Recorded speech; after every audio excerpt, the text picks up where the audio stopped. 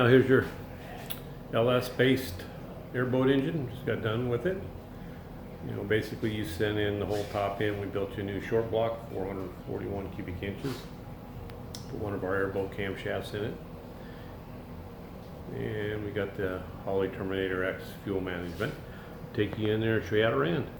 Okie dokie, down at 3,500, it's 552 foot-pounds, peaks torque 590, peaks horsepower 551. So really what we try to do is make it really flat in there as far as torque, and you can see that peak horsepower, trying to make it pretty early, which it does that, 5,300, 5,400 right in there. So that's as far as the airboat combination. That's all in the camshaft and things of that nature. So runs good. Get her off there. Come your way. Have a great day.